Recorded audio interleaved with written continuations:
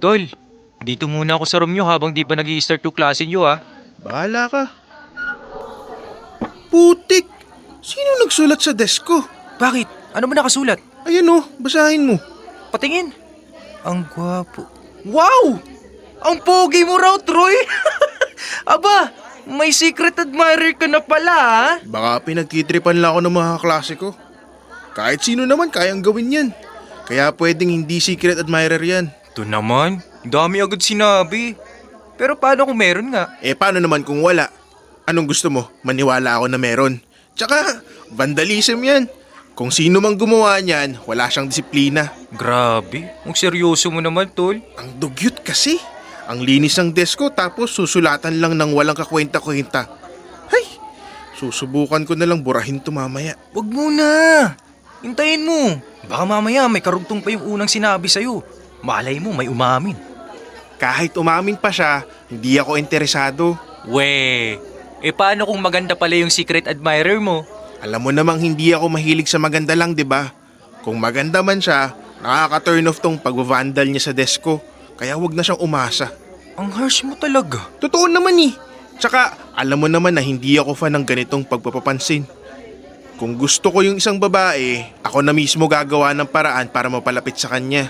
So, pag di mo pinansin, ibig sabihin ayaw mo na talaga? Ganun na nga. May tanong ako sa'yo, Tol. Wag ka lang magagalit ha. Ano ba yun? Kahit minsan ba, hindi ka na-attract kay Jamie? Kababata ko yun. Oo, maganda siya, charming. Pero hindi nalalampas sa pagkakaibigan tingin ko sa kanya. Tsaka bakit mo tinatanong sa akin may boyfriend na yun? Wala lang. Kung sakali kasi na gusto mo siya, tutulungan kitang agawin siya sa boyfriend niya. Para naman magka-love life ka na. Isang beses ka pala nagkaka-girlfriend eh. Ano namang masama dun? Wala naman. Pero tol, hindi ka ba naiinip? Iba pa rin kaya yung feeling na lagi kang may nakakausap? Yung may naglalambing sa'yo, nagpapabebe, ganun. Hindi mo ba namimiss yung ganun pakiramdam? Hindi. Ay, bahala ka na nga dyan. Magpaka-single ka hanggat gusto mo. Basta huwag ka maglalaway tuwing nagsasama ako ng babae sa outing ha. Pinagmamalaki mo na yung mga nakakasama mong babae sa outing? Sus, kahit maging aso ako, di ako maglalaway pag nakakita ng buto-buto. Hoy, anong buto-buto? Grabe ka naman sa mga bebe ko. Nagsasabi lang ako ng totoo. Doon ka na nga sa room nyo. Dear Love, ako si Troy, 19 years old. Kababata ako si Jamie. Pero gaya nga ng sabi ko kay Ian, kaibigan lang ang turing ko sa kanya. Nagka-girlfriend naman ako nung 15 years old. Pero matapos niyang mag-cheat, di na muna ako nakipagrelasyon ulit. Nagkaroon ako ng trust issues. Hindi naman ako nagmamadali para magkaroon ng karelasyon. Sa totoo lang, may hinala talaga ako kung sino yung nagsulat sa desk ko. Pero hindi ko na lang kinumpronta. Ian, ano yun? Ha? Ano yun? Magmamaang-maangan ka pa. Nakita ko kayo ni Jamie kanina. Magka-holding hands kayo. Tapos nung nakita nyo ako, saka lang kayo bumitaw. Anong meron sa inyo? Hoy, ano bang iniisip mo? Kaibigan lang ang turing ko kay Jamie, no? Pero bakit kayo magka-holding hands? Ha? Anong magka-holding hands? Hoy Ian, huwag ka na nga magsinungaling. Nakita ko kayo kanina. Wala lang yon. Ano ka ba? Pwede rin naman mag-holding hands yung magkaibigan ah. Sige, kumbinsihin mo pa ako. Ay, sige na nga.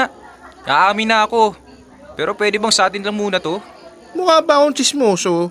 Hindi naman, pero Pero ano, nakakaya kasing aminin eh. na nangaagaw ka ng girlfriend ng iba. Uy, ano ka ba? Hindi naman sa ganun. So ano pang tawag dun? Kumbaga sa mag-asawa, kabit ka. Grabe, ang sakit mo namang magsalita. Mas masakit pa yung maririnig mo pag sinabi ko lahat ng nasa isip ko. Sorry na. Hindi ko kasi napigilan yung sarili ko eh. Tsaka gusto rin naman to ni Jamie. Siya yung unang napakita ng motibo. Kahit na. Alam mo namang may pagkapilya yang si Jamie. Tapos nagpadala ka. Yung tinutukoy mong nag-vandal sa desk ko, sinabi mong secret admirer ko yun, di ba? Si Jamie talaga yun. Ano? Si Jamie yun? Oo, kaya huwag kang tanga. Huwag kang umasa na seseryosohin ka niya. Yun na nga eh. Nasabi rin niya na hindi pa rin sila naghihiwalay ng boyfriend niya. Hey, sakit kayo sa ulo. Alam niyo ba yun? Sorry na Troy. Hindi ko na nga alam kung anong gagawin ko ngayon eh. Alam mo kung ano ang dapat gawin. Ayaw mo lang simulan. Tigilan nyo na ni Jamie yung kalandian yung dalawa. Teka. Hanggang saan na ba kayo umabot? Hanggang pagbe-makeout pa lang naman. Muntik na nga may mangyari sa amin kagabi kaso may period siya. Ba't parang nangihinayang ka pa? Kapal mo rin talaga eh. Tigilan nyo na yung ginagawa nyo. Bait-bait ng boyfriend ni Jamie, hindi ba kayo nakukonsensya? Di ayaw din kasi niyang tumigil eh. Kung di niya kaya, edi ikaw yung mauna. Ang sabihin mo, kaya hindi mo magawang tumigil kasi gusto mo rin. Iyan! Kailan ka ba titino? Hindi lahat ng babaeng lalapit sa'yo dapat mong patulan. Kung alam mong makakagulo at makakasira ka ng relasyon, ikaw na yung umiwas. May ang hirap nga eh. Hindi naman kasi ako kasing green flag mo. At nangatwiran ka pa talaga. Tinigilan naman ni Ian si Jamie. Nag-uusap pa rin sila pero napansin ko awkward na. Hindi kasi alam ni Jamie na alam ko yung nangyari. Nakiusap sa akin si Ian na magpanggap daw ako na wala akong alam. Nung panahon na yun, di pa rin nakikipag-break si Jamie sa boyfriend niya.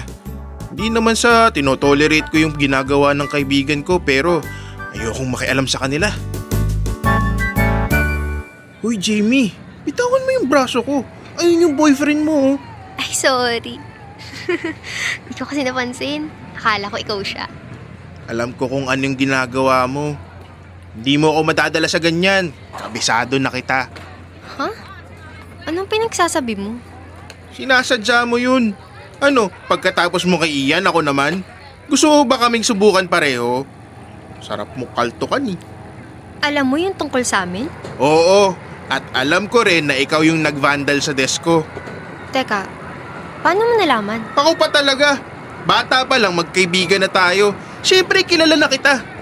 Alam ko handwriting mo, no? Kaya hindi ka na makakapagsinungaling sa akin. Bakit kasi hindi ka pa magseryoso sa boyfriend mo? Matino naman yun ah. Makontento ka na sa kanya. Ginagawa niya lahat para maging loyal sa'yo tapos ikaw. Kung sino-sino nilalandi mo.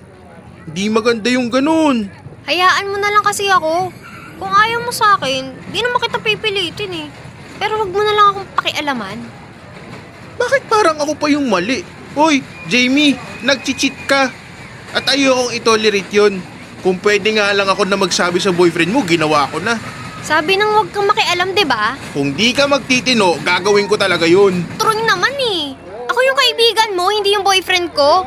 Kaya manahimik ka. Ayun na nga, ako yung kaibigan mo. Kaya ayoko na mapahama ka. Gagawin ko talaga yun para tumigil ka na dyan sa kalukuhan mo. Ano bang mawawala sa akin? Wala naman eh. Hindi na ako virgin, kaya kahit makipaglandian ako sa kung sino-sino, okay lang. Hindi porket di na virgin, pwede mo nang ibaba ng ganun yung sarili mo. Bata ka pa. Wow! Nagsalita yung matanda. 1 taon lang naman agwat natin ah. Alam ko, di mo kailangang ipaalala. Pinagsasabihan lang kita kasi babae ka. Hindi mo dapat pinamimigay yung sarili mo sa iba ng basta-basta. Hoy Jamie, ingatan mo yung sarili mo. Nandito ako para damayan at protektahan ka. Pero ano, pati ako gusto mo ring landiin? Uy, nasaan yung matinong Jamie na kilala ko nun? Grabe! Tinalo mo pa si Mami kung pagsabihin na ako ah. Okay lang sa kanyang ginagawa ko. Okay nga lang din sa kanya na nagpapatulog ako ng lalaki sa room ko eh. Pwes, hindi ako yung mami mo. Pagsasabihan kita bilang ako. Kaibigan mo ako, Jamie. Gusto lang kitang ilayo sa mga taong posibleng umabuso sa'yo. Tsaka, hindi tamang nag-cheat ka sa boyfriend mo. Paano kung sa'yo niya gawin yun? Tutuwa ka ba? Eh di mag-cheat siya. Wala akong pake. Aray ko! Bakit ka ba namimitik ng noo? Kulang pa nga yan eh. Dapat kalugin ko yung ulo mo nang matauhan ka sa sinasabi mo.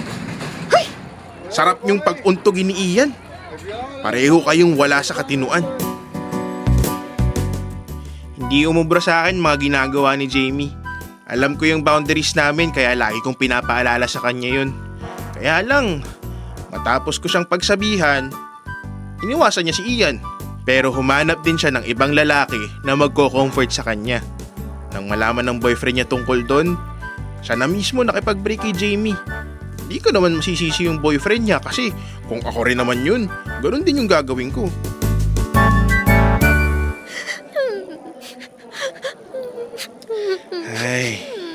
Sinabihan na kasi kita nung una pa lang.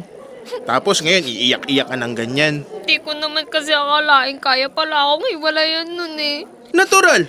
Niloko mo siya. Anong ine-expect mo? Yayakapin at i-comfort ka matapos mo siyang isabay sa mga nilalandi mo?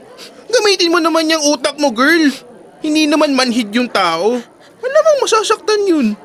Pero sabi niya mahal na mahal niya ako. Oo nga.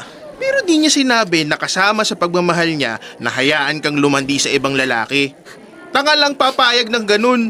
Mag-isip ka nga. Sakit mo namang magsalita. Nagpapakatotoo lang ako. Nasa kanya lahat ng karapatan para hiwalayan ka. Siya yung mas nasasaktan sa inyong dalawa. Di naman kasi yun mangyayari kung nakontento ka. Pero wala eh. Malandi ka talaga. Aray ko magkaibigan tayo niyan Hindi ko kayang i-sugarcoat yung mga sinasabi ko para maganda sa pandinig mo. Kung ano yung dapat kong sabihin, yun na yun. Bahala ka kung masasaktan ka. Di naman ako magsasalita ng masakit kung ginawa mo yung tama sa una pa lang. Kaya wala kang karapatang mag-emote ngayon matapos mong magloko. Kasalanan mo kung bakit ka hiniwalay ng boyfriend mo. Oo lang, kasalanan ko na. Huwag nang masyado ipamukha. Ano saan na nga eh. Kaya matuto ka na. Wag mo nang uulitin yun ha. Once na pumasok ka sa isang relasyon, seryosohin mo yon at huwag ka nang maghanap ng ibang lalaki na gagawin mong option. Sa ginagawa mo, parang takot na takot kang maubusan. Pagdamot mo rin yung sarili mo para matuto silang pahalagahan ka. Kung ikaw na lang kaya maging boyfriend ko, kaya mo naman akong patinuin, diba? Lo, hoy! Kung ganyan yung gusto mo, wag boyfriend yung hanapin mo kundi tatay. Grabe ka talaga sa akin. Hindi ba ako katanggap-tanggap para sa'yo? Una sa lahat, hindi kita type. Oo, maganda ka pero di sapat yun para ma-attract ako sa'yo. Kaya nga kahit alam kong ikaw yung nagpapapansin sa akin, hindi pa rin kita pinatulan. Ayoko sa mga babaeng grabe magbigay ng motibo. Ikaw lang talaga yun ang reject sa akin ng ganyan. Wow! Isa palang karangalan. Nakakainis naman eh. Kahit ata magsisi ako ngayon, huli na rin ang lahat. Mahal mo pa ba yung ex mo? Oo. Yung pagmamahal ba na nararamdaman mo sa kanya ngayon, sapat na ba yan para hindi ka ma-attract sa ibang lalaki? Hindi ko alam. Kung ganun, wag mo na siyang guluhin. Kasi kung ipapakita mo sa kanya na gusto mo pang ituloy yung relasyon nyo, tapos hindi ka pa rin sigurado sa kanya, masasaktan mo lang siya ulit. Please naman Jamie, ayusin mo yung sarili mo. Bata ka pa, hindi ka mauubusan ng lalaki. I-enjoy mo lang muna yung buhay nang hindi ka nape-pressure. Hindi lang naman sa pakikipagrelasyon umiikot ang mundo eh. Dear love, hindi na muna nag-entertain si Jamie ng mga lalaki. Nag-focus muna siya sa pag-aaral niya. Kapag marunong kang manindigan sa isang bagay, kahit patukso na mismo ang lalapit sa'yo, hindi ka basta-basta matitinag. Dahil malinaw sa'yo kung ano ang mahalaga at kung ano yung dapat mong iwasan. Mas nasusukat kasi yung paninindigan pag sinusubo ka na. Tao ka lang din, natutokso at naguguluhan. Pero dapat, babalik ka ba rin sa kung anong tama at hindi sa kung anong madali. Kahit na alam mong mali.